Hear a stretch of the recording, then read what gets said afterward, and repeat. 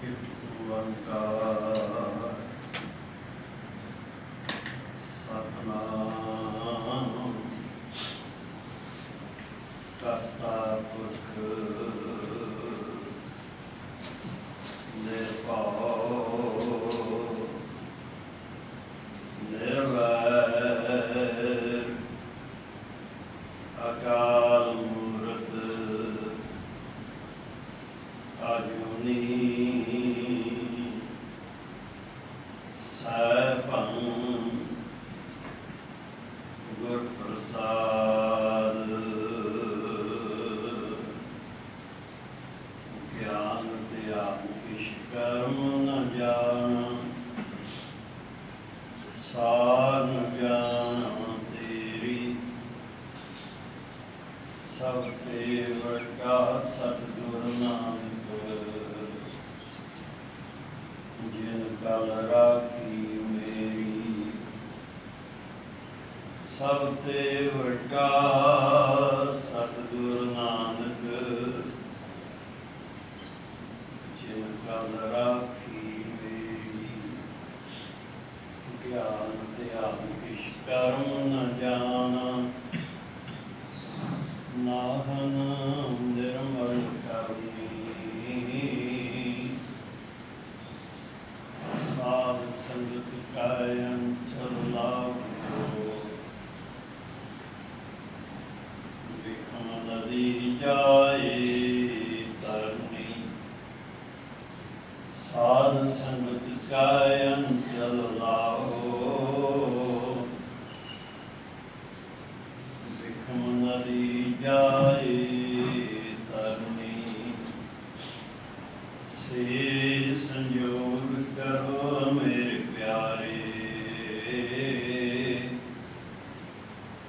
ਜਿਤ ਰਸਨਾ ਹਰ ਨਾਮ ਉਚਾਰੇ ਸੇ ਸੰਜੋਗ ਕਰੋ ਮੇਰੇ ਪਿਆਰੇ ਜਿਤ ਰਸਨਾ ਹਰ ਨਾਮ ਉਚਾਰੇ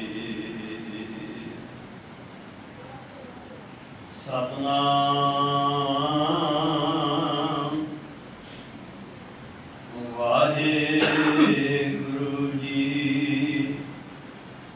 ਸਵਈਏ ਮਹਲੇ ਤੀਜੇ ਕੇ ਇੱਕ ਓੰਕਾਰ ਸਤਿਗੁਰ ਪ੍ਰਸਾਦ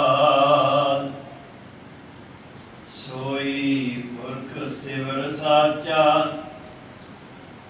ਜਾ ਕਾ ਇੱਕ ਨਾਮ ਕਾ ਛਲ ਸੰਸਾਰੇ ਜਿਨ ਭਗਤ ਭਵ ਜਲ ਤਾਰੇ ਸਿਮਰ ਹੋ ਸੋਈ ਨਾਮ ਪ੍ਰਧਾਨ ਤਿਤ ਨਾਮ ਰਸਕ ਨਾਨਕ ਲਹਿਣਾ ਥਪਿਓ ਜੇਨ ਸਰਬ ਸਿਧੀ ਕਬ ਜਨ ਕਲ ਸਬੁਧੀ ਕੀਰਤ ਜਨ ਅਮਰਦਾਸ ਬਿਸਤਰਿਆ ਕੀਰਤ ਰਵ ਕਿਰਨ ਪ੍ਰਗਟ ਸੰਸਾਰੇ ਸ਼ਾਖ ਤਰੋਵਰ ਮਵਲ ਸਰਾ ਉੱਤਰ ਦੱਖਣ ਹੈ ਪੂਬ ਅਰ ਪਛਮ ਜੈ ਜੈਕਾਰ ਜਪੰਥ ਨਰਾ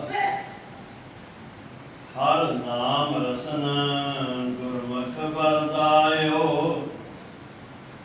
ਉਲਟ ਗੰਗ ਪਸਚਮ ਧਰਿਆ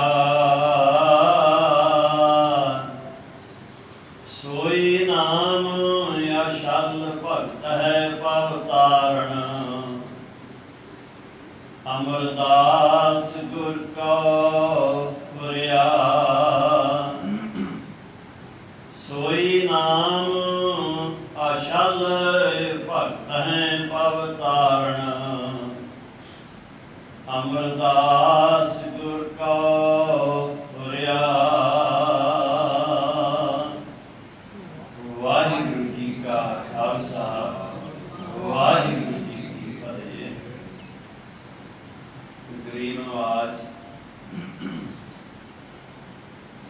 ਧੰਨ ਸ੍ਰੀ ਗੁਰੂ ਗ੍ਰੰਥ ਸਾਹਿਬ ਜੀ ਦੀ ਪਾਵਨ ਹਜ਼ੂਰੀ ਵਿੱਚ ਸੱਜੀ ਹੋਈ ਵਡਭਾਗੀ ਸਾਧ ਸੰਗਤ, ਸਤਿਗੁਰੂ ਜੀ ਨੇ ਅਪਾਰ ਬਖਸ਼ਿਸ਼ ਕੀਤੀ ਹੈ। ਇਸ ਭਾਗ ਘੜੀ ਸਤਸੰਗ ਦੀ ਸਾਨੂੰ ਪ੍ਰਾਪਤ ਹੋਈ ਹੈ।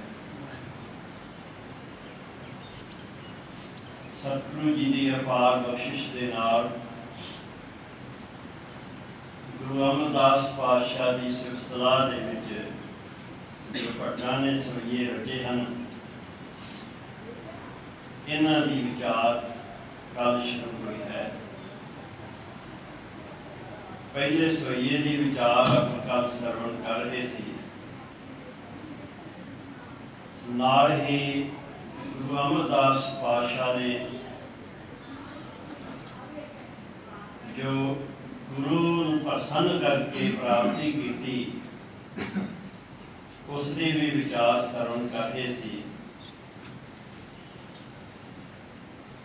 ਗੁਰੂ ਅਮਰਦਾਸ ਪਾਤਸ਼ਾਹ ਨੂੰ ਕਿਵੇਂ ਤਰੁੱਠ ਕੇ ਗੁਰੂ ਅੰਗਦ ਦੇਵ ਜੀ ਨੇ ਬਾਰ ਬਖਸ਼ਿਸ਼ ਕੀਤੇ ਕਿ ਤੂੰ ਨਿਮਾਣਿਆਂ ਦਾ ਮਾਣ ਹੈ, ਨਿਤਾਣਿਆਂ ਦਾ ਤਾਣ ਹੈ, ਨਿਉਟਿਆਂ ਦੀ ਓਟ ਹੈ, ਨਿਆਸਰਿਆਂ ਦਾ ਆਸਰਾ ਹੈ, ਨਿਗਤਿਆਂ ਦੀ ਗਤ ਹੈ, ਨਿਪਤਿਆਂ ਦੀ ਪਤ ਹੈ, ਨਿਧੇਰਿਆਂ ਦੀ ਧਿਰ ਹੈ। ਇਸ ਤਰ੍ਹਾਂ ਬਾਰ ਬਖਸ਼ਿਸ਼ ਹੋਈ। ਦਾਤੂ ਜੀ ਅਤੇ ਦਾਸੂ ਜੀ ਦੋ ਪੁੱਤਰ ਸਨ ਗੁਰੂ ਅੰਗਦ ਦੇਵ ਜੀ ਦੇ।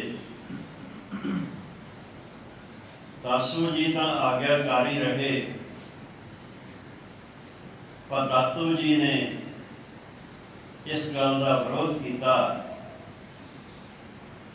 ਆਪਣੇ ਪਿਤਾ ਗੁਰੂ ਅੰਗਦ ਦੇਵ ਪਾਤਸ਼ਾਹ ਨੂੰ ਕਿਹਾ ਕਿ ਤੁਸੀਂ ਅਨਿਆਂ ਕੀਤਾ ਹੈ। ਮੈਂ ਹੱਕਦਾਰ ਸੀ, ਗੁਰਗੱਦੀ ਦਾ ਤੁਹਾਡਾ ਪੁੱਤਰ ਸੀ। ਤੁਸੀਂ ਆਪਣੇ ਸੇਵਕ ਨੂੰ ਜੋ ਬੁਢੇਪੇ ਵਿੱਚ ਆ ਕੇ ਤੁਹਾਡੇ ਦਰ ਤੇ ਪਾਣੀ ਪਿਆਉਂਦਾ ਰਿਹਾ, ਇਸ ਘਰ ਦੀ ਸੇਵਾ ਕਰਦਾ ਰਿਹਾ ਹੈ, ਉਸ ਨੂੰ ਗੁਰੂ ਬਣਾ ਦਿੱਤਾ ਹੈ। ਇਹ ਠੀਕ ਨਹੀਂ ਕੀਤਾ ਹੈ। ਬੜਾ ਵਿਰੋਧ ਕੀਤਾ। ਗੁਰੂ ਅੰਗਦ ਦੇਵ ਪਾਤਸ਼ਾਹ ਨੇ ਆਪਣੇ ਜੀਵਨ ਕਾਲ ਵਿੱਚ ਹੀ ਬਾਬਾ ਅਮਰਦਾਸ ਜੀ ਨੂੰ ਹਦਾਇਤ ਕਰਕੇ ਗੋਇੰਦਵਾਲ ਸਾਹਿਬ ਨਗਰ ਵਸਾਉਣਾ ਆਰੰਭ ਕਰ ਦਿੱਤਾ ਸੀ। ਗੁਰਗੱਦੀ ਬਖਸ਼ਣ ਤੋਂ ਪਹਿਲਾਂ ਹੀ ਇਸ ਨਗਰ ਦੀ ਉਸਾਰੀ ਸ਼ੁਰੂ ਹੋ ਗਈ ਸੀ ਔਰ ਬਾਬਾ ਅਮਰਦਾਸ ਜੀ ਇਸ ਦੀ ਨਿਗਰਾਨੀ ਵੀ ਕਰਦੇ ਸਨ। ਗੋਇੰਦਵਾਲ ਸਾਹਿਬ ਜੋ ਹੈ, ਇੱਕ ਗੋਂਦੇ ਨਾਮ ਖੱਤਰੀ ਦੀ ਇਹ ਜ਼ਮੀਨ ਸੀ ਜਿਹੜੀ ਬੇਆਬਾਦ ਪਈ ਸੀ। ਇੱਥੇ ਬਿਆਸ ਦਰਿਆ ਦਾ ਘਾਟ ਹੋਣ ਕਰਕੇ ਇੱਥੋਂ ਦੇ ਲੋਕ ਸਾਰੇ ਹੀ ਲਾਹੌਰ ਵੱਲ ਨੂੰ ਜਾਂਦੇ ਸਨ। ਲਾਹੌਰ ਵੱਲ ਤੋਂ ਦਿੱਲੀ ਵੱਲ ਨੂੰ ਜਿਹੜੇ ਜਾਂਦੇ ਸਨ, ਉਹ ਵੀ ਇੱਥੋਂ ਦੀ ਲੰਘ ਕੇ ਜਾਂਦੇ ਸਨ। ਪਰ ਇਸ ਗੱਲ ਦੇ ਬਾਰੇ ਇੱਕ ਵਹਿਮ ਪਿਆ ਹੋਇਆ ਸੀ ਲੋਕਾਂ ਦੇ ਵਿੱਚ ਕਿ ਇੱਥੇ ਕੋਈ ਗੈਬੀ ਸ਼ਕਤੀਆਂ ਰਹਿੰਦੀਆਂ ਹਨ, ਇਸ ਜ਼ਮੀਨ ਦੇ ਵਿੱਚ ਕਿਸੇ ਨੂੰ ਵਸਣ ਨਹੀਂ ਦਿੰਦੀਆਂ। ਜਿਹੜਾ ਵੀ ਆ ਕੇ ਵਸਣ ਦਾ ਯਤਨ ਕਰਦਾ ਹੈ, ਉਸ ਨੂੰ ਪਰੇਸ਼ਾਨ ਕਰਦੀਆਂ। ਇਹੀ ਕਾਰਨ ਸੀ ਕਿ ਗੋਂਦੇ ਖੱਤਰੀ ਨੇ ਗੁਰੂ ਅੰਗਦ ਦੇਵ ਪਾਤਸ਼ਾਹ ਦੀ ਸ਼ਰਨ ਵਿੱਚ ਆ ਕੇ ਖਡੂਰ ਸਾਹਿਬ ਵਿਖੇ ਬੇਨਤੀ ਕੀਤੀ ਕਿ ਮਹਾਰਾਜ, ਤੁਸੀਂ ਸਮਰੱਥ ਹੋ, ਤੁਸੀਂ ਤਾਂ ਪਸ਼ੂਆਂ ਪ੍ਰੇਤਾਂ ਨੂੰ ਤਾਰਨ ਵਾਲੇ ਹੋ, ਕਿਰਪਾ ਕਰੋ। ਮੈਂ ਜ਼ਮੀਨ ਗੁਰੂ ਘਰ ਦੇ ਨਾਂ ਦੇ ਉੱਤੇ ਲਵਾਉਂਦਾ ਹਾਂ, ਤੁਸੀਂ ਇਸ ਜ਼ਮੀਨ ਦੇ ਵਿੱਚ ਨਗਰ ਵਸਾਓ। ਖਿਆਲ ਉਸਦਾ ਇਹ ਸੀ ਕਿ ਜਦੋਂ ਇੱਥੇ ਨਗਰ ਵਸੇਗਾ,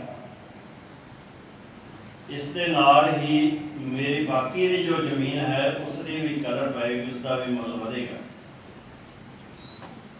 ਔਰ ਜਿਹੜਾ ਲੋਕਾਂ ਦੇ ਅੰਦਰ ਭਰਮ ਪਿਆ ਹੋਇਆ ਹੈ ਉਹ ਵੀ ਦੂਰ ਹੋਏਗਾ। ਸੋ ਗੁਰੂ ਅੰਗਦ ਦੇਵ ਪਾਤਸ਼ਾਹ ਨੇ ਗੁਰਗੱਦੀ ਬਖਸ਼ਦਿਆਂ ਹੀ ਬਾਬਾ ਅਮਰਦਾਸ ਜੀ ਨੂੰ ਵਚਨ ਕੀਤਾ ਕਿ ਤੁਸੀਂ ਹੁਣ ਖਡੂਰ ਸਾਹਿਬ ਦੇ ਵਿੱਚ ਨਹੀਂ ਰਹਿਣਾ ਹੈ, ਤੁਸੀਂ ਹੁਣ ਗੋਇੰਦਵਾਲ ਸਾਹਿਬ ਜਾਓ, ਵਸੋ ਉੱਥੇ, ਔਰ ਉੱਥੇ ਜਾ ਕੇ ਸੰਤਾਂ ਦਾ ਭਲਾ ਕਰੋ। ਉੱਥੇ ਹੀ ਸੰਤਾਂ ਤੁਹਾਡੇ ਦਰਸ਼ਨ ਵਾਸਤੇ ਆਇਆ ਕਰਨਗੇ। ਸਤਿਗੁਰੂ ਜੀ ਦੀ ਆਗਿਆ ਪਾ ਕੇ ਗੁਰੂ ਅਮਰਦਾਸ ਪਾਤਸ਼ਾਹ ਗੋਇੰਦਵਾਲ ਸਾਹਿਬ ਜਾ ਕੇ ਵਸ ਗਏ। ਆਪਣੇ ਪਰਿਵਾਰ ਨੂੰ ਵੀ ਉੱਥੇ ਲਿਆ ਕੇ ਵਸਾ ਲਿਆ। ਹੋਰ ਜਿਹੜੇ ਰਿਸ਼ਤੇਦਾਰ ਸਨ ਉਹਨਾਂ ਨੂੰ ਵੀ ਕਿਹਾ ਕਿ ਤੁਸੀਂ ਵੀ ਇਸ ਨਵੇਂ ਨਗਰ ਵਿੱਚ ਆ ਕੇ ਵਸੋ। ਹੋਰ ਬੇਅੰਤ ਸੰਤਾਂ ਉੱਥੇ ਵਸੀਆਂ। ਹਰ ਤਰ੍ਹਾਂ ਦੀ ਸਹੂਲਤ ਇਸ ਨਗਰ ਵਿੱਚ ਵਸਣ ਵਾਲੇ ਨੂੰ ਬਖਸ਼ਿਸ਼ ਕੀਤੀ ਜਾਂਦੀ ਸੀ। ਸਮਾਂ ਆਇਆ, ਬਹੁਤ ਵੱਡੀ ਨਗਰੀ ਬਣ ਗਈ। ਗੁਰੂ ਅਮਰਦਾਸ ਪਾਤਸ਼ਾਹ ਨੇ ਇੱਥੇ ਸੇਵਾ ਆਰੰਭ ਕਰਵਾਈ। ਸਭ ਤੋਂ ਪਹਿਲਾਂ ਬੌਲੀ ਸਾਹਿਬ ਬਣਾਉਣਾ ਸ਼ੁਰੂ ਕੀਤਾ। 84 ਪੌੜੀਆਂ ਦੀ ਬੌਲੀ ਗੁਰੂ ਅਮਰਦਾਸ ਪਾਤਸ਼ਾਹ ਜੀ ਨੇ ਬਣਵਾਈ ਔਰ ਇਹ ਵੀ ਬਚਨ ਕੀਤਾ ਕਿ ਜਿਹੜਾ ਵੀ ਇਸ ਬੌਲੀ ਵਿੱਚ ਇਸ਼ਨਾਨ ਕਰੇਗਾ ਉਸ ਨੂੰ ਸਾਰੇ ਹੀ ਤੀਰਥਾਂ ਦੇ ਇਸ਼ਨਾਨ ਦਾ ਫਲ ਮਿਲੇਗਾ। ਇੱਕ ਨਵਾਂ ਤੀਰਥ ਗੁਰੂ ਅਮਰਦਾਸ ਪਾਤਸ਼ਾਹ ਨੇ ਸਿੱਖਾਂ ਵਾਸਤੇ ਬਣਾ ਦਿੱਤਾ। ਹੁਣ ਸਿੱਖ ਗੰਗਾ ਨਹੀਂ ਜਾਂਦੇ ਹਨ, ਨਾ ਕਿਸੇ ਹੋਰ ਤੀਰਥ ਤੇ ਜਾਂਦੇ ਹਨ। ਹੁਣ ਗੋਇੰਦਵਾਲ ਸਾਹਿਬ ਆਉਂਦੇ ਹਨ, ਇੱਕ ਪਾਸੇ ਗੁਰੂ ਦੀ ਸੰਗਤ ਕਰਦੇ ਹਨ, ਉਪਦੇਸ਼ ਸੁਣਦੇ ਹਨ ਤੇ ਬੌਲੀ ਸਾਹਿਬ ਦੇ ਵਿੱਚ ਇਸ਼ਨਾਨ ਕਰਕੇ ਆਨੰਦ ਮਾਣਦੇ ਹਨ। ਖਡੂਰ ਸਾਹਿਬ ਵਾਲੀਆਂ ਸਾਰੀਆਂ ਹੀ ਰੌਣਕਾਂ ਗੋਇੰਦਵਾਲ ਸਾਹਿਬ ਲੱਗ ਗਈਆਂ। ਜਦੋਂ ਦਾਤੂ ਜੀ ਨੂੰ ਪਤਾ ਲੱਗਾ ਗੁਰੂ ਅੰਗਦ ਦੇਵ ਜੀ ਦੇ ਪੁੱਤਰ ਨੂੰ, ਔਰ ਉਸਨੇ ਅਹਿਸਾਸ ਕੀਤਾ ਕਿ ਮੇਰੇ ਵੱਲ ਤਾਂ ਕੋਈ ਆਉਂਦਾ ਹੀ ਨਹੀਂ, ਮੈਂ ਸਾਰੀਆਂ ਰਿੱਧੀਆਂ ਸਿੱਧੀਆਂ ਦਾ ਮਾਲਕ ਹਾਂ। ਯੋਗ ਸਾਧਨਾ ਇਸਨੇ ਬੜੀ ਕੀਤੀ ਸੀ, ਰਿੱਧੀਆਂ ਸਿੱਧੀਆਂ ਸਨ ਇਸ ਦੇ ਕੋਲ, ਪਰ ਕੋਈ ਮੱਥਾ ਟੇਕਣ ਨਹੀਂ ਆਉਂਦਾ, ਨਾ ਕਿ ਸਤਿਕਾਰ ਹੀ ਕਰਦਾ ਹੈ। ਔਰ ਉੱਥੇ ਗੁਰੂ ਅਮਰਦਾਸ ਪਾਤਸ਼ਾਹ ਵੱਲ ਨੂੰ ਸਾਰੀਆਂ ਹੀ ਸੰਗਤਾਂ ਜਾ ਰਹੀਆਂ ਹਨ ਕਿ ਗੁੱਸੇ ਵਿੱਚ ਆਇਆ ਹੋਇਆ ਕੋਈ ਆਪਣੇ ਨਾਲ ਬੰਦੇ ਲੈ ਕੇ ਗੋਇੰਦਵਾਲ ਸਾਹਿਬ ਪਹੁੰਚ ਗਿਆ।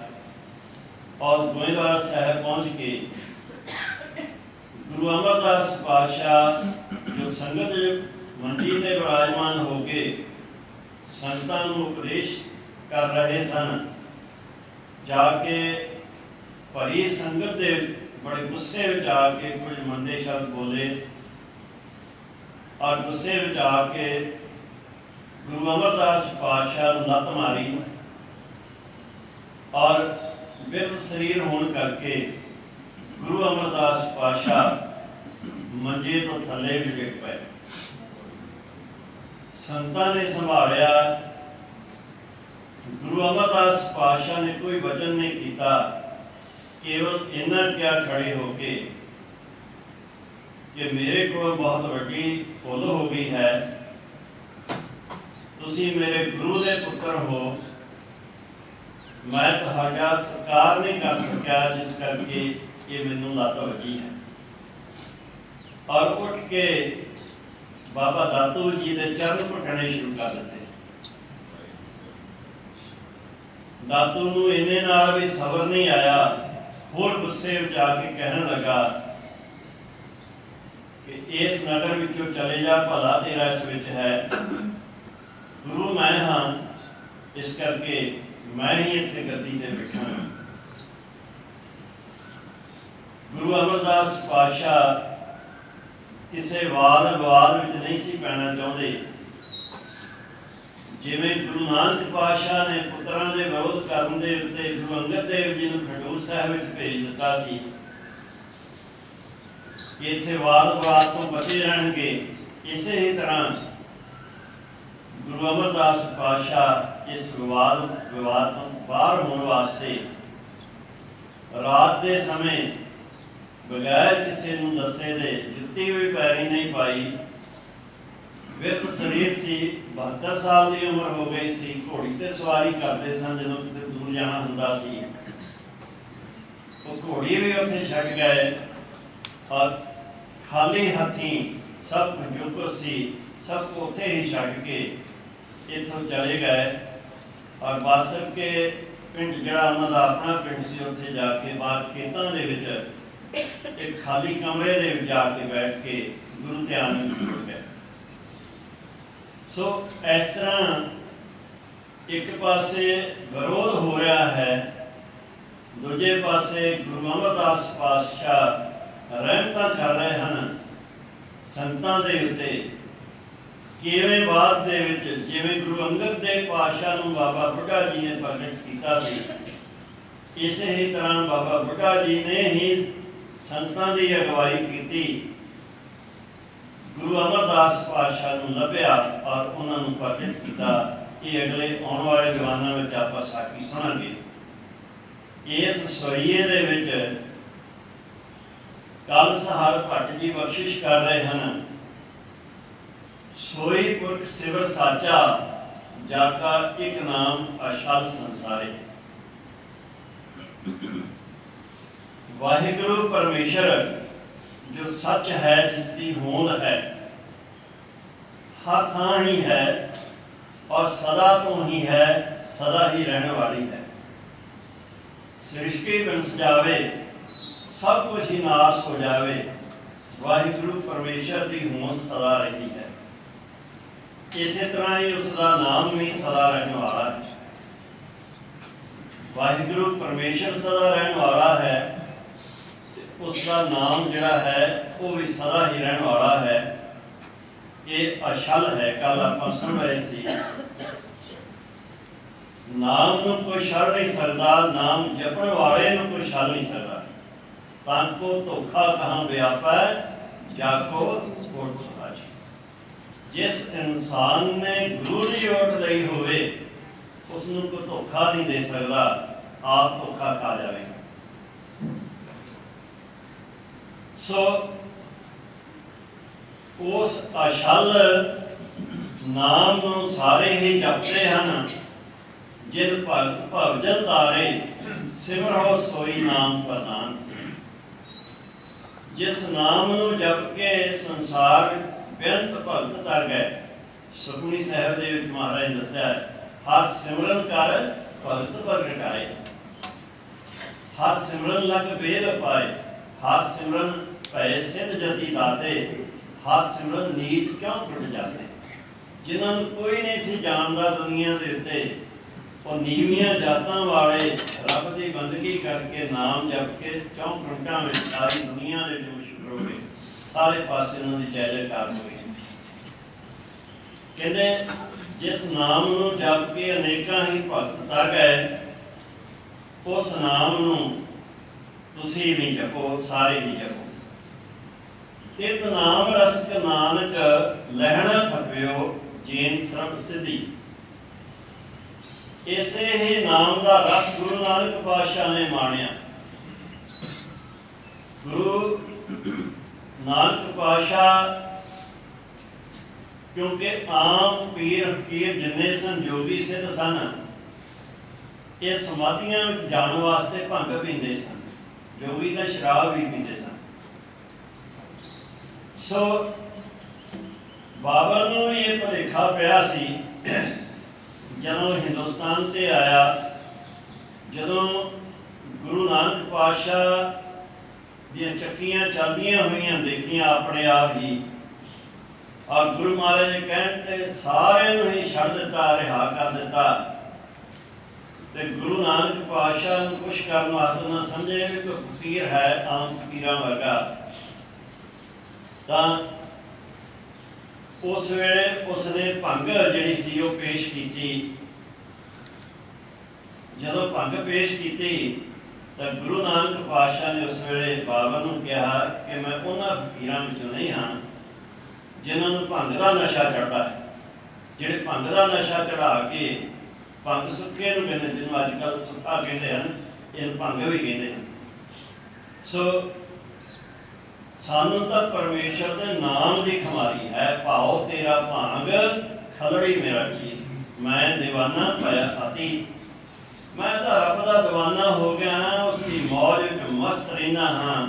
ਉਸ ਦੇ ਪ੍ਰੇਮ ਦੀ ਭੰਗ ਪੀ ਕੇ ਭਾਵ ਉਸ ਦਾ ਪ੍ਰੇਮ ਹੀ ਮੇਰੇ ਵਾਸਤੇ ਭੰਗ ਹੈ। ਇਹ ਗੁਰੂ ਨਾਨਕ ਪਾਤਸ਼ਾਹ ਨੇ ਉਸ ਵੇਲੇ ਕਹਿ ਦਿੱਤਾ ਸੀ। ਗੁਰੂ ਨਾਨਕ ਪਾਤਸ਼ਾਹ ਦੇ ਨਾਮ ਦਾ ਰਸ ਮਾਣਿਆ।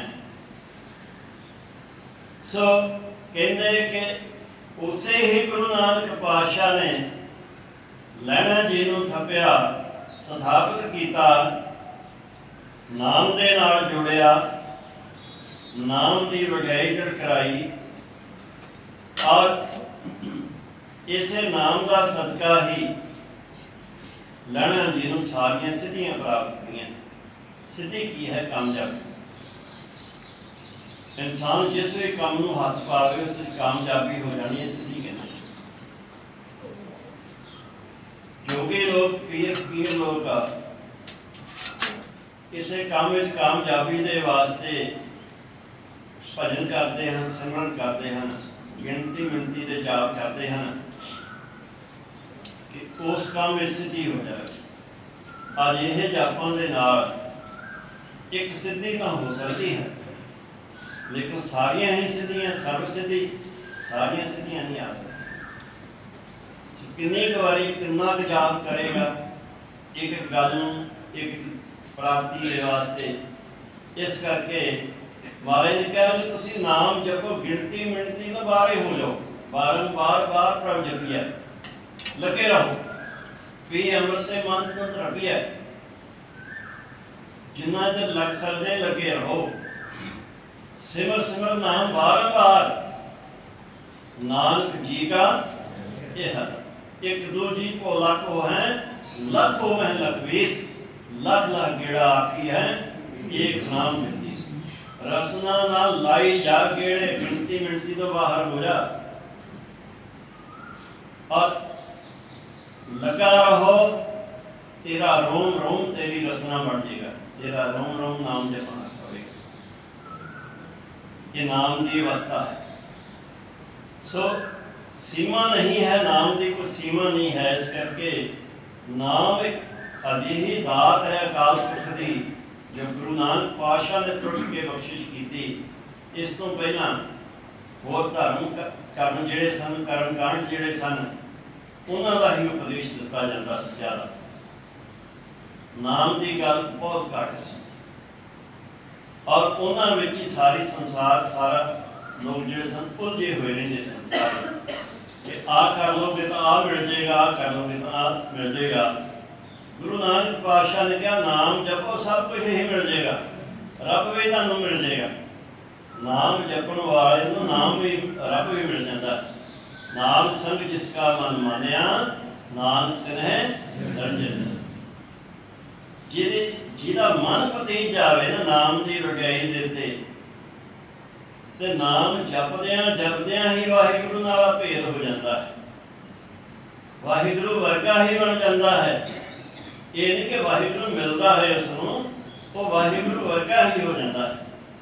उसे नूं ब्रह्म ज्ञानी आप परमेश्वर क्या है, नानक साध प्रभ भेद न भाई क्या है, जिहदी लिव लग जाती है नाम दी। काव जन कल सबदी, कीर्त जन अमरदास बिस्तरिया। कल सहार भट्ट जी कहते हैं, इसे नाम दे नाल ही गुरु अंगद देव पातशाह नूं सबदी श्रेष्ठ बुद्धि प्राप्त हुई। वो बुद्धि प्राप्त हुई जिस दे नाल उन्होंने आप वाहिगुरू परमेश्वर का भेद पाया, उसनूं जाणिया और अपनिया संगतां नूं उपदेश दिता कि गुरसिखो नाम जपो। मुख गल नाम की गल है। नाम सारियां ही बीमारियां की दवाई है। जिहड़ा भी आउंदा सी महाराज उसनूं यही कहंदे कि नाम जपिया करो, नाम की दवाई वरत्या करो। दुखा कलेशा संतापां तो तुहाडा छुटकारा हो जाएगा।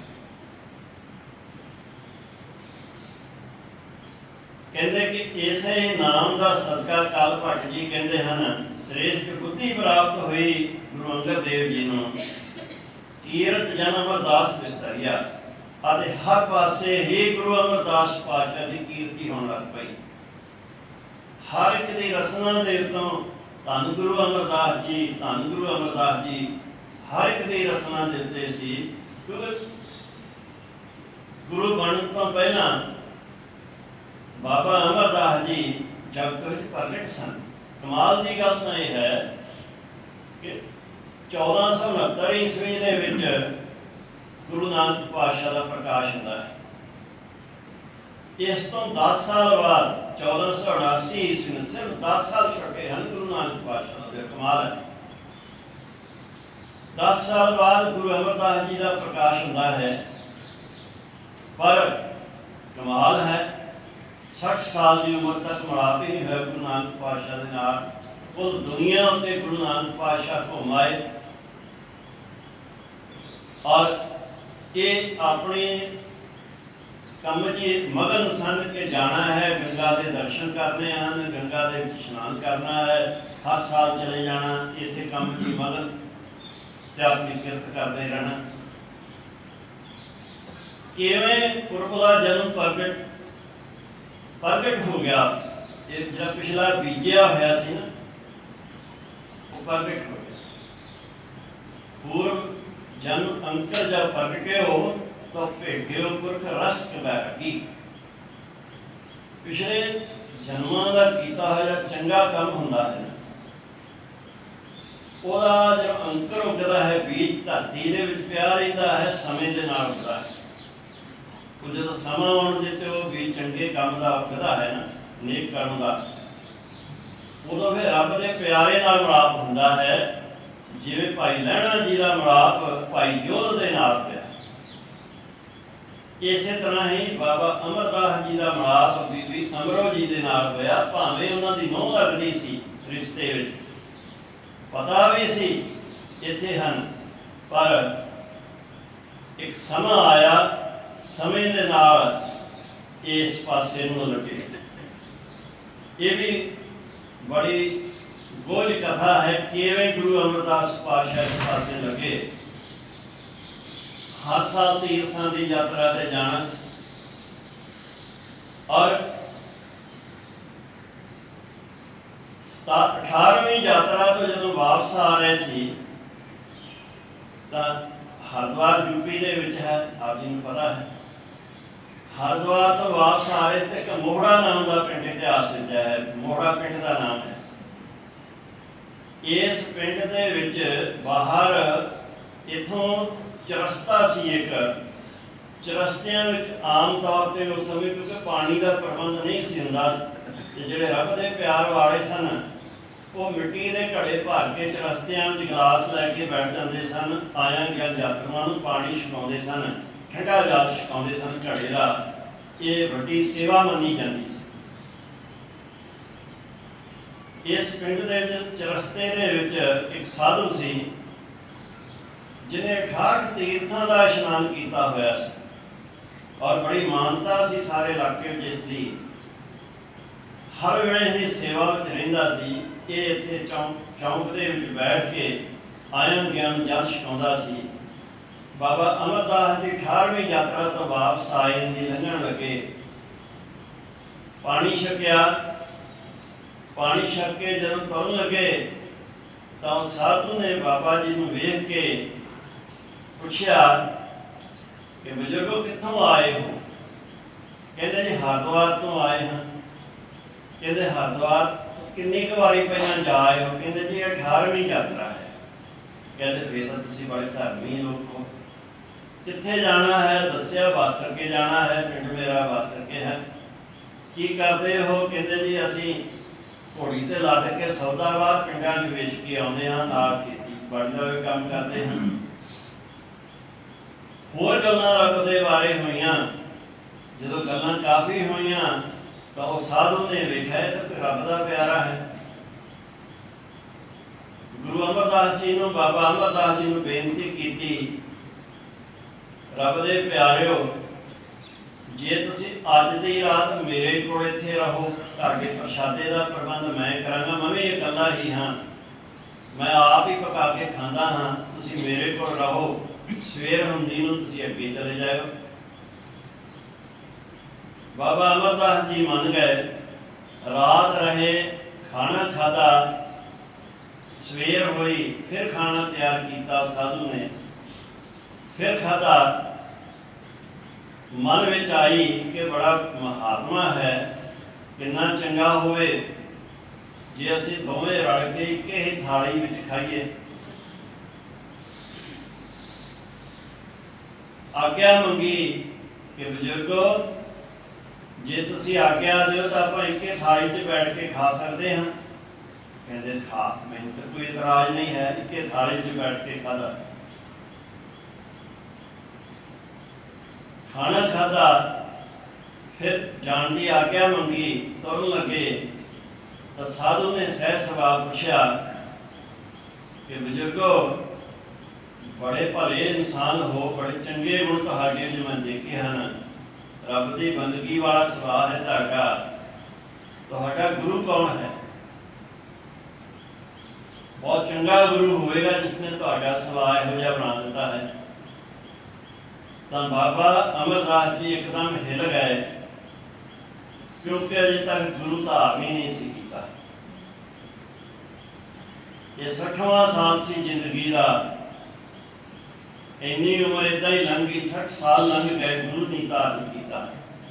ਕਹਿੰਦੇ ਗੁਰੂ ਤਾਂ ਅਜੇ ਤੱਕ ਮੈਂ ਧਾਰਨ ਹੀ ਨਹੀਂ ਕੀਤਾ। ਉਹ ਮਹਾਤਮਾ ਬੜਾ ਖਪੇ ਹੋਇਆ, ਕਹਿੰਦਾ ਬਹੁਤ ਵੱਡੀ ਭੁੱਲ ਹੋ ਗਈ ਮੇਰੇ ਕੋਲੋਂ, ਇਹ ਮੈਂ ਤਾਂ ਭੁਲੇਖੇ ਵਿੱਚ ਹੀ ਰਿਹਾ। ਅੱਜ ਮੈਂ ਇੱਕ ਨਗੁਰੇ ਬੰਦੇ ਦੇ ਨਾਲ ਬੈਠ ਕੇ ਇੱਕ ਥਾਲੀ 'ਚ ਖਾ ਕੇ ਆਪਣਾ ਪਿਛਲਾ ਕੀਤਾ ਸਾਰਾ ਜਪ ਤਪ, ਤੀਰਥਾਂ ਦੇ ਇਸ਼ਨਾਨ, ਸਾਰਾ ਕੁਝ ਐਵੇਂ ਹੀ ਗਵਾ ਲਿਆ। ਸ਼ਾਸਤਰਾਂ ਵਿੱਚ ਲਿਖਿਆ ਹੋਇਆ ਹੈ, ਕਿਸੇ ਨਗੁਰੇ ਬੰਦੇ ਦੀ ਝੂਠ ਜੇ ਤੁਸੀਂ ਖਾਓਗੇ ਤਾਂ ਤੁਹਾਡੇ ਕੀਤੇ ਹੋਏ ਧਰਮ ਕਰਮਾਂ ਦਾ ਸਾਰਾ ਹੀ ਫਲ ਖਤਮ ਹੋ ਜਾਂਦਾ ਹੈ। ਜਦੋਂ ਇਹ ਵਚਨ ਕੀਤੇ ਬਾਬਾ ਅਮਰਦਾਸ ਜੀ ਨੂੰ ਬੜੀ ਚੋਟ ਲੱਗੀ, ਮਾਫੀ ਮੰਗ ਕੇ ਚੱਲ ਪਏ। ਘਰ ਆਏ, ਰਾਤ ਦਿਨ ਹੀ ਇਸੇ ਸੋਚ ਦੇ ਵਿੱਚ ਕਿ ਇਹ ਕੀ ਬਣਿਆ, 60 ਸਾਲ ਏਦਾਂ ਹੀ ਲੰਘਾ ਲਏ, ਅਜੇ ਤੱਕ ਕਿਤੇ ਸੋਝੀ ਨਹੀਂ ਹੋਈ, ਮਨ 'ਚ ਖਿਆਲ ਹੀ ਨਹੀਂ ਆਇਆ ਕਿ ਮੈਂ ਵੀ ਗੁਰੂ ਵਾਲਾ ਬਣਾ। ਹਾਲਾਂਕਿ ਸ਼ਾਸਤਰਾਂ ਵਿੱਚ ਲਿਖਿਆ ਹੋਇਆ ਸੁਣਿਆ ਵੀ ਸੀ, ਪੜ੍ਹਿਆ ਵੀ ਸੀ, ਧਿਆਨ ਹੀ ਨਹੀਂ ਇਸ ਪਾਸੇ ਗਿਆ। ਹਰ ਵੇਲੇ ਰਾਤ ਦਿਨ ਹੀ ਹੁਣ ਇਹੀ ਸੋਚਦੇ ਹਨ ਕਿ ਪੂਰਾ ਗੁਰੂ ਕਿੱਥੋਂ ਲੱਭਾਂ, ਕਿਵੇਂ ਲੱਭੇ। ਜਿਵੇਂ ਦਾਸ ਨੇ ਬੇਨਤੀ ਕੀਤੀ ਹੈ, ਗੁਰਬਲਾ ਕਰਮ ਜਦੋਂ ਪ੍ਰਗਟ ਹੁੰਦਾ ਹੈ ਤਾਂ ਉਸ ਵੇਲੇ ਕੋਈ ਰੱਬ ਦਾ ਪਿਆਰਾ ਮਿਲ ਜਾਂਦਾ ਹੈ। ਇੱਕ ਦਿਨ ਅੰਮ੍ਰਿਤ ਵੇਲੇ ਬੀਬੀ ਅਮਰੋ ਜੀ ਅੰਮ੍ਰਿਤ ਵੇਲੇ ਉੱਠ ਕੇ ਵਿਹੜੇ ਵਿੱਚ ਝਾੜੂ ਮਾਰ ਰਹੇ ਸਨ। ਕਿਤੇ ਲਿਖਿਆ ਹੈ ਕਿ ਦੁੱਧ ਰਿੜਕ ਰਹੇ ਸਨ, ਨਾਲ ਹੀ ਬਾਣੀ ਪੜ੍ਹ ਰਹੇ ਸਨ। ਉਸ ਸਮੇਂ ਜਿੰਨੇ ਵੀ ਗੁਰੂ ਨਾਨਕ ਪਾਤਸ਼ਾਹ ਦੇ ਸਿੱਖ ਸਨ, ਬੀਬੀਆਂ ਜਿੰਨੀਆਂ ਹੁੰਦੀਆਂ ਸਨ, ਅੰਮ੍ਰਿਤ ਵੇਲੇ ਉੱਠ ਕੇ ਨਾਲੇ ਘਰ ਦਾ ਕੰਮ ਕਰਦੀਆਂ ਸਨ, ਦੁੱਧ ਰਿੜਕਣਾ, ਝਾੜੂ ਮਾਰਨਾ, ਪੋਚਾ ਫੇਰਨਾ, ਤੇ ਨਾਲ ਹੀ ਬਾਣੀ ਪੜ੍ਹੀ ਜਾਣੀ, ਉੱਚੀ ਆਵਾਜ਼ ਦੀ ਬਾਣੀ ਪੜ੍ਹੀ ਜਾਣੀ। ਸੋ ਬਾਣੀ ਪੜ੍ਹ ਰਹੇ ਸਨ, ਸ਼ਬਦ ਦੀ ਆਵਾਜ਼ ਕੰਧ ਹੀ ਸੀ ਵਿੱਚ, ਘਰ ਦੇ ਵਿੱਚ ਇੱਕ ਕੰਧ ਦਾ ਹੀ ਟੁੱਟਾ ਸੀ। ਆਵਾਜ਼ ਆਈ, ਸੁਣਿਆ, ਕਹਿੰਦੇ ਇਹ ਤਾਂ ਬੀਬੀ ਅਮਰੋ ਜੀ ਬੋਲ ਰਹੇ ਹਨ। ਪੁੱਛਾਂ ਮੈਂ, ਇਹਦੀ ਬਾਣੀ ਪੜ੍ਹ ਰਹੇ ਹੋ ਤੁਸੀਂ? ਦਿਨ ਚੜ੍ਹੇ, ਘਰ ਆ ਗਏ ਉਹਨਾਂ ਦੇ। ਬੀਬੀ ਅਮਰੋ ਜੀ ਨੂੰ ਬੇਨਤੀ ਕੀਤੀ, ਬੀਬਾ ਅੰਮ੍ਰਿਤ ਵੇਲੇ ਉੱਠ ਕੇ ਕਿਸ ਦੀ ਬਾਣੀ ਪੜ੍ਹ ਰਹੀ ਸੀ? ਕਹਿਣ ਲੱਗੇ ਤਾਂ ਗੁਰੂ ਨਾਨਕ ਸਾਹਿਬ ਜੀ ਦੀ ਬਾਣੀ ਸੀ। ਕਹਿੰਦੇ ਗੁਰੂ ਨਾਨਕ ਸਾਹਿਬ ਕਿੱਥੇ ਹਨ? ਬੀਬੀ ਅਮਰੋ ਜੀ ਨੇ ਦੱਸਿਆ, ਗੁਰੂ ਨਾਨਕ ਪਾਤਸ਼ਾਹ ਤਾਂ ਇਸ ਵੇਲੇ ਸੰਸਾਰ ਵਿੱਚ ਨਹੀਂ, ਉਹ ਤਾਂ ਸਰੀਰ ਤਿਆਗ ਗਏ ਹਨ।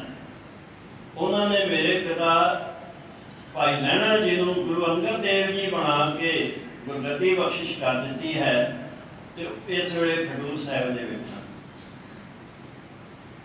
ਕਮਾਲ ਹੋ ਗਈ। ਸੋਚਿਆ ਕਿ ਘਰ ਦੇ ਵਿੱਚ ਹੀ ਗੁਰੂ ਤੇ ਮੈਂ ਬਾਹਰ ਲੱਭਦਾ ਫਿਰਦਾ ਹਾਂ। ਬੀਬੀ ਅਮਰੋ ਜੀ ਨੂੰ ਕਹਿਣ ਲੱਗੇ ਕਿ ਬੀਬਾ ਤੁਸੀਂ ਮੈਨੂੰ ਮਿਲਾ ਸਕਦੇ ਹੋ ਗੁਰੂ ਅੰਗਦ ਦੇਵ ਜੀ ਨੂੰ? ਕਹਿੰਦੇ ਹਾਂ ਜ਼ਰੂਰ ਮਿਲਾ ਸਕਦੀ ਹਾਂ, ਪਰ ਮੁਸ਼ਕਲ ਇੱਕ ਹੈ ਕਿ ਜਿੰਨਾ ਚਿਰ ਉਹਨਾਂ ਦਾ ਸੁਨੇਹਾ ਨਾ ਆਵੇ ਮੈਨੂੰ, ਉਹਨਾਂ ਚਿਰ ਮੈਂ ਉੱਥੇ ਜਾ ਨਹੀਂ ਸਕਦੀ। ਉਸ ਵੇਲੇ ਜਿਹੜੀਆਂ ਬੱਚੀਆਂ ਵਿਆਹੀਆਂ ਜਾਂਦੀਆਂ ਸਨ, ਉਹਨਾਂ ਦੇ ਮਾਂ ਪਿਓ ਤਾਕੀਦ ਕਰਕੇ ਭੇਜਦੇ ਸਨ ਕਿ ਜਿੰਨਾ ਚਿਰ ਅਸੀਂ ਨਾ ਤੁਹਾਨੂੰ ਲੈਣ ਆਈਏ, ਜਿੰਨਾ ਚਿਰ ਸਾਡਾ ਸੁਨੇਹਾ ਨਾ ਆਵੇ, ਤੁਸੀਂ ਪੇਕੇ ਘਰ ਵਿੱਚ ਨਹੀਂ ਆਉਣਾ। ਇਹ ਉਸ ਵੇਲੇ ਹਰ ਬੱਚੀ ਇਸ ਗੱਲ ਨੂੰ ਪਾਲਣਾ ਕਰਦੀ ਸੀ। ਇਹ ਕਾਰਨ ਸੀ ਕਿ ਦੋਵਾਂ ਧਿਰਾਂ ਦੇ ਵਿੱਚ ਮਾਣ ਬਣਿਆ ਰਹਿੰਦਾ ਸੀ। ਸੋ ਕਹਿਣ ਲੱਗੇ, ਬਾਬਾ ਅਮਰਦਾਸ ਜੀ ਕਹਿਣ ਲੱਗੇ ਕਿ ਬੱਚੇ ਕੋਈ ਗੱਲ ਨਹੀਂ, ਤੂੰ ਮੈਨੂੰ ਨਾਲ ਲੈ ਚੱਲ, ਮੈਂ ਮੁਆਫੀ ਮੰਗ ਲਾਂਗਾ ਤੇਰੀ ਨਾਲ, ਔਰ ਮੈਂ ਕਹਾਂ ਕਿ ਮੈਂ ਨਾਲ ਲੈ ਕੇ ਆਇਆ। ਬੀਬੀ ਅਮਰੋ ਜੀ ਜੱਗੋ ਤੱਕੇ ਕਰਦੇ ਤੁਰ ਪਏ, ਖਡੂਰ ਸਾਹਿਬ ਪਹੁੰਚ ਗਏ। ਬਾਬਾ ਅਮਰਦਾਸ ਜੀ ਨੂੰ ਬਾਹਰ ਖੜੇ ਕਰ ਲਿਆ, ਆਪ ਅੰਦਰ ਗਏ। ਡਰ ਸੀ ਮਨ ਵਿੱਚ ਕਿ ਪਿਤਾ ਜੀ ਪੁੱਛਣਗੇ ਕਿ ਤੂੰ ਕਿਉਂ ਆਈ ਹੈ, ਅਸੀਂ ਤੈਨੂੰ ਬੁਲਾਇਆ ਨਹੀਂ ਸੀ। ਪਰ ਜਦੋਂ ਜਾ ਕੇ ਨਮਸਕਾਰ ਕੀਤੀ ਤਾਂ ਗੁਰੂ ਅੰਗਦ ਦੇਵ ਪਾਤਸ਼ਾਹ ਨੇ ਬੀਬੀ ਅਮਰੋ ਜੀ ਨੂੰ ਕਿਹਾ, ਆਪਣੀ ਪੁੱਤਰੀ ਨੂੰ ਕਿਹਾ ਕਿ ਜਿਸ ਪੁਰਖ ਨੂੰ ਬਾਹਰ ਛੱਡ ਆਈ ਹੈ ਉਸ ਨੂੰ ਵੀ ਨਾਲ ਹੀ ਲੈ ਆਉਣਾ ਸੀ। ਖੁਸ਼ੀ ਹੋਈ। ਆ ਕੇ ਬਾਬਾ ਅਮਰਦਾਸ ਜੀ ਨੂੰ ਕਿਹਾ ਕਿ ਤੁਹਾਨੂੰ ਉਹਨਾਂ ਨੇ ਆਪ ਬੁਲਾ ਲਿਆ, ਆਓ। ਬਾਬਾ ਅਮਰਦਾਸ ਜੀ ਜਾਂਦਿਆਂ ਹੀ ਆਪਣੀ ਉਮਰ ਵੱਲ ਨਹੀਂ ਵੇਖਿਆ ਕਿ ਮੈਂ ਉਮਰ ਵਿੱਚ ਵੱਡਾ ਹਾਂ, ਇਹਨਾਂ ਤੋਂ 30 ਸਾਲ ਦਾ ਫਰਕ ਹੈ, ਮੈਂ ਇਹਨਾਂ ਦਾ ਕੁੜਮਾਂ ਦਾ ਰਿਸ਼ਤਾ ਹੈ, ਅਸੀਂ ਲੜਕੇ ਵਾਲੇ ਹਾਂ, ਇਹ ਨਹੀਂ ਸੋਚਿਆ। ਜਾਂਦਿਆਂ ਹੀ ਗੁਰੂ ਅੰਗਦ ਦੇਵ ਪਾਤਸ਼ਾਹ ਦੇ ਚਰਨਾਂ ਵਿੱਚ ਡਿੱਗ ਪਏ, ਨਮਸਕਾਰ ਕੀਤੀ। ਗੁਰੂ ਅੰਗਦ ਦੇਵ ਜੀ ਨੇ ਉੱਠ ਕੇ ਗਲੇ ਨਾਲ ਲਾ ਲਿਆ, ਹਾਲ ਚਾਲ ਪੁੱਛਿਆ। ਬਸ ਇਸ ਤੋਂ ਬਾਅਦ ਗੁਰੂ ਅਮਰਦਾਸ ਪਾਤਸ਼ਾਹ ਗੁਰੂ ਅੰਗਦ ਦੇਵ ਦੇ ਹੀ ਬਣ ਗਏ। ਜਿਵੇਂ ਭਾਈ ਲਹਿਣਾ ਜੀ ਪਹਿਲੇ ਮਿਲਾਪ ਵਿੱਚ ਹੀ ਗੁਰੂ ਨਾਨਕ ਦੇਵ ਦੇ ਜੀ ਉਹਨਾਂ ਦੇ ਹੀ ਬਣ ਗਏ ਸਨ, ਔਰ ਵੱਡੀ ਪ੍ਰਾਪਤੀ ਕੀਤੀ। ਇਸੇ ਤਰ੍ਹਾਂ ਹੀ ਬਾਬਾ ਅਮਰਦਾਸ ਜੀ ਫਿਰ ਗੁਰੂ ਅੰਗਦ ਦੇਵ ਦੀ ਸ਼ਰਨ ਵਿੱਚ ਰਹੇ, ਔਰ 12 ਸਾਲ ਕਾਲੀ ਸੇਵਾ ਕੀਤੀ, ਉੱਚ ਪਦਵੀ ਪ੍ਰਾਪਤ ਕੀਤੀ। ਬਾਬਾ ਅਮਰਦਾਸ ਜੀ ਗੁਰੂ ਅਮਰਦਾਸ ਜੀ ਬਣ ਗਏ। ਐਸੇ ਗੁਰੂ ਅਮਰਦਾਸ ਪਾਤਸ਼ਾਹ ਦੀ ਵਡਿਆਈ ਸਾਰੇ ਜਗਤ ਦੇ ਵਿੱਚ ਹੋ ਰਹੀ ਹੈ। ਕੀਰਤ ਰਬ ਕਹਿਣ ਪ੍ਰਗਟ ਸੰਸਾਰ ਹੈ, ਸਾਖ ਕਰੋਵਰ ਮਵਸਰਾ। ਸਾਰੇ ਸੰਸਾਰ ਦੇ ਜਿਵੇਂ ਸੂਰਜ ਦੀਆਂ ਕਿਰਨਾਂ ਹਨ, ਜਿਵੇਂ ਮੌਲਸਰੀ ਦਾ ਦਰਖਤ, ਇੱਕ ਮੌਲਸਰੀ ਦਾ ਦਰਖਤ ਹੁੰਦਾ ਹੈ ਜਿਸ ਨੂੰ ਫੁੱਲ ਲੱਗਦੇ ਹਨ, ਬਹੁਤ ਹੀ ਸੁਗੰਧੀ ਆਉਂਦੀ ਹੈ, ਉਸ ਦੇ ਆਸੇ ਪਾਸੇ ਸਾਰੇ ਉਸ ਦੀ ਸੁਗੰਧੀ ਖਿਲਰਦੀ ਹੈ। ਕਹਿੰਦੇ ਇਸ ਤਰੀਕੇ ਦੇ ਨਾਲ ਜਿਵੇਂ ਸੂਰਜ ਦੀਆਂ ਕਿਰਨਾਂ ਨਿਕਲਣ ਦੇ ਨਾਲ ਮੌਲਸਰੀ ਦਾ ਦਰਖਤ ਜਿਹੜਾ ਹੈ ਉਸ ਦੇ ਫੁੱਲ ਖਿੜਦੇ ਹਨ ਤੇ ਸਾਰੇ ਪਾਸੇ ਉਸ ਦੀ ਸੁਗੰਧੀ ਫੈਲ ਜਾਂਦੀ ਹੈ। ਇਸ ਤਰੀਕੇ ਨਾਲ ਗੁਰੂ ਅਮਰਦਾਸ ਪਾਤਸ਼ਾਹ ਦੀ ਸਭ ਪਾਸੇ ਹੀ ਜਿਹੜੀ ਹੈ ਜੈ ਜੈਕਾਰ ਹੋ ਰਹੀ ਹੈ। ਉੱਤਰ ਦੱਖਣ ਹੈ, ਪੂਬ ਔਰ ਪੱਛਮ, ਜੈ ਜੈਕਾਰ ਦੇ ਪੰਥਰਾ। ਉੱਤਰ ਦੱਖਣ ਪੂਰਬ ਤੇ ਪੱਛਮ ਭਾਵ ਚਾਰੇ ਹੀ ਦਿਸ਼ਾਵਾਂ ਵਿੱਚ ਸਾਰੇ ਹੀ ਲੋਕ ਜਿਹੜੇ ਹਨ ਗੁਰੂ ਅਮਰਦਾਸ ਪਾਤਸ਼ਾਹ ਦੀ ਜੈ ਜੈਕਾਰ ਕਰ ਰਹੇ ਹਨ। ਹਰ ਨਾਮ ਰਸਨ ਗੁਰਮੁਖ ਵਰਤਾਇਓ, ਉਲਟ ਗੰਗ ਪੱਛਮ ਧਰਿਆ। ਗੁਰਮੁਖ ਦਾ ਅਰਥ ਤੇ ਗੁਰੂ ਨਾਨਕ ਪਾਤਸ਼ਾਹ ਦਾ ਹੈ। ਗੁਰਮੁਖ ਦਾ ਅਰਥ ਗੁਰੂ ਵੀ ਹੈ, ਗੁਰਮੁਖ ਦਾ ਅਰਥ ਗੁਰੂ ਸਿੱਖ ਗੁਰਮੁਖ ਵੀ ਹੈ। ਇੱਥੇ ਗੁਰੂ ਦੇ ਭਾਵ ਦੇ ਵਿੱਚ ਹੈ। ਗੁਰੂ ਨਾਨਕ ਪਾਤਸ਼ਾਹ ਨੇ ਰਸਨਾ ਦੇ ਨਾਲ ਨਾਮ ਜਪ ਜਪ ਕੇ ਜੋ ਉੱਚੀ ਆਤਮਿਕ ਅਵਸਥਾ ਪ੍ਰਾਪਤ ਕੀਤੀ, ਉਸ ਦੇ ਨਾਲ ਹੀ ਗੁਰੂ ਅੰਗਦ ਦੇਵ ਪਾਤਸ਼ਾਹ ਨੂੰ ਇਸ ਯੋਗ ਬਣਾਇਆ ਤੇ ਗੁਰੂ ਅੰਗਦ ਦੇਵ ਪਾਤਸ਼ਾਹ ਨੇ ਨਾਮ ਜਪ ਜਪ ਕੇ ਜੋ ਉੱਚੀ ਅਵਸਥਾ ਪ੍ਰਾਪਤ ਕੀਤੀ, ਉਸ ਦੇ ਨਾਲ ਗੁਰੂ ਅਮਰਦਾਸ ਜੀ ਨੂੰ ਆਪਣੇ ਵਰਗਾ ਬਣਾ ਲਿਆ ਦਰਿਆ। ਉਲਟੀ ਗੰਗਾ ਵਹਾ ਦਿੱਤੀ। ਉਲਟੀ ਗੰਗਾ ਕੀ ਕਿ ਲੋਕ ਕੀ ਕਰਦੇ ਸਨ, ਚਲੋ ਜੀ ਤੀਰਥਾਂ ਤੇ ਚੱਲਦੇ ਹਨ, ਜਿਵੇਂ ਮੁਸਲਮਾਨ ਹਾਰੇ ਕੀ ਹੱਜ ਤੇ ਜਾਣਾ ਆਪਣਾ ਧਰਮ ਕਰਨ ਸਮਝਦਾ ਹੈ, ਮੱਕੀ ਦੀ ਯਾਤਰਾ ਕਰਨੀ। ਇਸ ਦਾ ਹਿੰਦੂ ਲੋਕ ਜਿਹੜੇ ਸਨ ਤੀਰਥਾਂ ਤੇ ਜਾਂਦੇ ਸਨ, ਤੀਰਥਾਂ ਤੇ ਜਾਣਾ ਧਰਮ ਕਰਨ ਸਮਝਿਆ ਜਾਂਦਾ ਸੀ। ਹੋਰ ਅਨੇਕਾਂ ਕਰਮ ਕਾਂਡ ਗੁਰੂ ਨਾਨਕ ਪਾਤਸ਼ਾਹ ਨੇ ਕਿਹਾ ਕਿ ਨਾਮ ਦਾ ਲੜ ਪਕੜ ਲੋ, ਨਹੀਂ ਤਾਂ ਰਾਮ ਨਾਮ ਵਿਚਾਰ ਨਾਨਕ ਗੁਰਮੁਖ ਨਾਮ ਜਪਿਆ ਇੱਕ ਵਾਰ। ਕੋਈ ਵੀ ਚੀਜ਼ ਨਾਮ ਦੇ ਤੋਂ ਨਹੀਂ ਹੈ। ਸਾਰੇ ਜਪ ਤਪ ਧਰਮ ਕਰਮ ਜਿੰਨੇ ਹਨ ਉਹ ਨਾਮ ਦੇ ਵਿੱਚ ਹੀ ਆ ਜਾਂਦੇ ਹਨ। ਇਹ ਮਾਨੋ ਉਲਟੀ ਗੰਗਾ ਵਹਾ ਦਿੱਤੀ ਕਿ ਉਹਨਾਂ ਕੰਮਾਂ ਵਿੱਚੋਂ ਲੋਕਾਂ ਨੂੰ ਮੋੜ ਕੇ ਨਾਮ ਜਪਣ ਵਾਲੇ ਪਾਸੇ ਲਾ ਦਿੱਤਾ। ਸੋਈ ਨਾਮ ਅਸ਼ਲ ਭਗਤ ਹੈ ਭਗਤਾਰਨ ਅਮਰਦਾਸ ਗੁਰੂ ਕੋ ਹੋਰਿਆ। ਉਹੀ ਅਸ਼ਲ ਨਾਮ ਜਿਸ ਨੂੰ ਛੜਿਆ ਨਹੀਂ ਜਾ ਸਕਦਾ, ਜਿਸ ਨੂੰ ਜਪ ਕੇ ਭਗਤ ਤਰ ਗਏ, ਇਹ ਨਾਮ ਗੁਰੂ ਅਮਰਦਾਸ ਪਾਤਸ਼ਾਹ ਦੇ ਹਿਰਦੇ ਵਿੱਚ ਪ੍ਰਗਟ ਹੋ ਗਿਆ। ਨਾਮ ਪ੍ਰਗਟ ਹੁੰਦਾ ਹੈ। ਦੇਖੋ ਦਾਸ ਨੇ ਪਹਿਲਾਂ ਇੱਕ ਦਿਨ ਬੇਨਤੀ ਕੀਤੀ ਸੀ, ਨਾਮ ਸਾਡੇ ਅੰਦਰ ਹੈ, ਨਾਮ ਦੇ ਅੰਮ੍ਰਿਤ ਪ੍ਰਭ ਦਾ ਨਾਮ ਦੇਹੀ ਮੈਂ। ਇਸ ਮਨ ਕੋ ਕੋਈ ਖੋਜੋ ਪਾਈ, ਮਨ ਖੋਜ ਤਾਂ ਨਾਮ ਨਾਮ ਵਿੱਚ ਪਾਈ। ਦੇਹੀ ਵਿੱਚੋਂ ਮਨ ਖੋਜਣਾ ਹੈ, ਮਨ ਵਿੱਚੋਂ ਫਿਰ ਨਾਮ ਖੋਜਣਾ ਹੈ। ਕਿਵੇਂ? ਗੁਰੂ ਦੇ ਰਾਹੀਂ। ਜਿਵੇਂ ਇਹਨਾਂ ਤੇ ਕਿਰਪਾ ਹੋਈ, ਗੁਰੂ ਅਮਰਦਾਸ ਜੀ ਤੇ ਕਿਰਪਾ ਹੋਈ, ਬਖਸ਼ਿਆ ਹੋਇਆ ਨਾਮ ਜਪਿਆ, ਜਪ ਕੇ ਇਹ ਜਿਹੜਾ ਜਾਪ ਹੈ ਨਾ, ਦੇਖੋ ਜਿਹੜਾ ਗੁਰੂ ਨਾਮ ਬਖਸ਼ਦਾ ਹੈ ਨਾ, ਇਹ ਗੁਰਮੰਤਰ ਹੈ। ਇਸ ਨਾਮ ਨੂੰ ਜਪਦਿਆਂ ਜਪਦਿਆਂ ਹੀ ਅੰਦਰ ਜਿਹੜਾ ਸਾਡੇ ਨਾਮ ਹੈ ਉਹ ਪ੍ਰਗਟ ਹੋ ਜਾਂਦਾ। ਇਹ ਨਾਮ ਇੰਝ ਕਹਿ ਲਓ ਕਿ ਇਹ ਜਿਹੜਾ ਜਾਪ ਹੈ ਇਹ ਸਾਡੇ ਅੰਦਰ ਦੇ ਨਾਮ ਤੱਕ ਪਹੁੰਚ ਕਰ ਦਿੰਦਾ ਹੈ। ਤੇ ਜਦੋਂ ਗੁਰੂ ਦੇ ਬਖਸ਼ੇ ਹੋਏ ਗੁਰਮੰਤਰ ਦੀ ਪਹੁੰਚ ਸਾਡੇ ਅੰਦਰ ਜੋ ਨਾਮ ਦਾ ਸੋਮਾ ਹੈ, ਅੰਦਰ ਖੂਹ ਦਾ ਅੰਮ੍ਰਿਤ ਭਰਿਆ, ਜਾਂ ਅੰਦਰ ਚਸ਼ਮਾ ਹੈ ਜਿਹੜਾ ਖੂਹ ਹੈ ਅੰਮ੍ਰਿਤ ਦਾ ਭਰਿਆ ਹੋਇਆ, ਉੱਥੋਂ ਤੱਕ ਪਹੁੰਚ ਹੋ ਜਾਂਦੀ ਹੈ, ਤਾਂ ਫਿਰ ਜਿਵੇਂ ਖੂਹ ਦੇ ਵਿੱਚ ਜਿੰਨਾ ਜੀ ਚਾਹੇ ਪਾਣੀ ਕੱਢੀ ਜਾ ਮੁੱਕਦਾ ਨਹੀਂ ਹੈ, ਚਸ਼ਮੇ ਦਾ ਪਾਣੀ ਕਦੇ ਮੁੱਕਦਾ ਨਹੀਂ ਹੈ, ਇਸੇ ਤਰ੍ਹਾਂ ਹੀ ਇਹ ਨਾਮ ਜਿਹੜਾ ਹੈ ਅਖੁੱਟ ਉਸ ਦੇ ਅੰਦਰ ਚੱਲਦਾ ਰਹਿੰਦਾ ਹੈ, ਕਦੇ ਮੁੱਕਦਾ ਹੀ ਨਹੀਂ। ਸੋ ਅਜਿਹਾ ਨਾਮ ਗੁਰੂ ਅਮਰਦਾਸ ਪਾਤਸ਼ਾਹ ਦੇ ਹਿਰਦੇ ਦੇ ਵਿੱਚ ਪ੍ਰਗਟ ਹੋਇਆ। ਸਤਿਗੁਰੂ ਜੀ ਕਿਰਪਾ ਕਰ, ਜੋ ਗੁਰੂ ਅਮਰਦਾਸ ਜੀ ਦੀ ਮਹਿਮਾ ਆਪਾਂ ਪ੍ਰਗਟਾਂ ਦੇ ਮੁਖ ਤੋਂ ਸਰਵਣ ਕਰ ਰਹੇ ਹਨ, ਸਾਡੇ ਅੰਦਰ ਵੀ ਵਸੇ, ਉਹਨਾਂ ਚੀਜ਼ਾਂ ਦੀ ਖਿਮਾ ਕਰਨੀ। ਵਾਹਿਗੁਰੂ ਜੀ ਕਾ ਖਾਲਸਾ।